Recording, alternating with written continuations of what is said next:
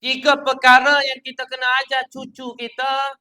Sekiranya cucu kita kelik kau jari-jari kau kita jaga cucu. Tiga perkara kita kena ajar. Yang pertama kita ajar pasal apa? Surah Al-Fatihah. Ajar cucu kita surah Al-Fatihah. Lagu mana nak ajar yang surah Al-Fatihah? Baca dia punya surah Al-Fatihah. Cukup dah. Ataupun supaya kita main agah lah. Kita agah budak lah kawan. Ha, ha. Tapi kita tukar kita agah. Bismillahirrahmanirrahim. Gitu. Alhamdulillah alamin. Biar apa? Sungguh you buat sungguh pula.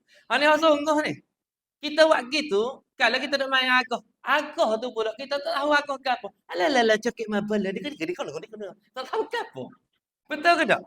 Ada tukar kat kita. Bismillahirrahmanirrahim. Alhamdulillah rabbil alamin. Arrahmanirrahim. Mesti pala besar. Cukup surah Al-Fatihah.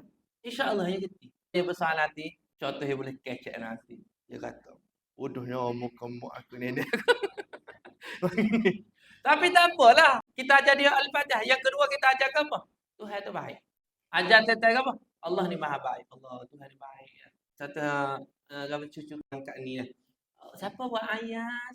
Siapa buat awal ayat? Allah. Ajar Allah. Allah. Yang ketiga, ajar tentang apa semaya. Lagu mana nak ajar cucu kita tentang semaya, maka kita letak depan. Ada seorang hamba Allah, ustaz dak tengah buat live, dia masuk. Tidak ni kau ustaz. Kau masuk dulu dia bawa anak. Satu anak sulung ustaz. Lepas umur 40 hari, ustaz bawa pergi masjid, letak depan. Apa hari tu ingat dia masuk tiba-tiba. Ni dia sudah lama dah kita tak situ. Kita lah saya. Letaklah anak. Biarlah dia tak erti ke apa pun. Biar dia kenal tentang semaya. Ingat, tiga perkara kita ajar tadi. Sekiranya cucu kita tadi buat, kita akan dapat pahala. Pecah kubur sampai. Nak ke tak pecah kubur? Tak sah, tak sah.